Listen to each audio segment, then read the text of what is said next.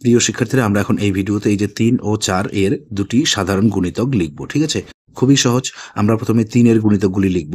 তো 3 কে আমরা 1 2 3 4 দিয়ে পরপর সংখ্যা দিয়ে গুণ করব, তাহলেই আমরা 3 এর গুণিতকগুলি পাবো। ঠিক আছে, তো দেখো 3 কে আমরা 1 দিয়ে গুণ করলে পাবো 3 কে 3, 2 দিয়ে গুণ করলে পাবো 3 দুগুণী 6, 3 কে 3 দিয়ে গুণ করলে পাবো 3 তিরিকে 9, 3 কে 4 দিয়ে গুণ করলে পাবো 3 চারে 12, 3 কে 5 দিয়ে গুণ করলে পাবো 3 পাঁচা 15, 3 কে 6 দিয়ে গুণ করলে পাবো 3 ছয় 18, 3 কে 7 দিয়ে গুণ করলে পাবো 3 সাতা 21, 3 কে 8 দিয়ে গুণ করলে পাবো 3 আটা 24। ঠিক আছে, আমরা 3 কে আপাতত 8 পর্যন্ত গুণ করে রাখলাম। ঠিক আছে, প্রয়োজনে আবার আমরা গুণ করব।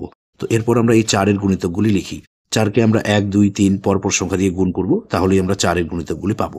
তো দেখো, 4 কে আমরা 1 দিয়ে গুণ করলে পাবো 4 কে 4, 4 কে 2 দিয়ে গুণ করলে পাবো 4 দুগুণী 8, 3 দিয়ে গুণ করলে পাবো 12, 4 দিয়ে গুণ করলে পাবো 16, 4 চারা 16, 5 দিয়ে গুণ করলে পাবো 20, 6 দিয়ে গুণ করলে পাবো 24, 7 দিয়ে গুণ করলে পাবো 28।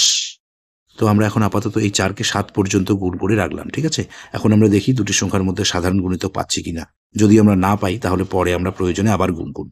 তো দেখো, এই যে 3 এর গুণিতকগুলির মধ্যে 12 রয়েছে, আর 4 এর গুণিতকগুলির মধ্যেও 12 রয়েছে।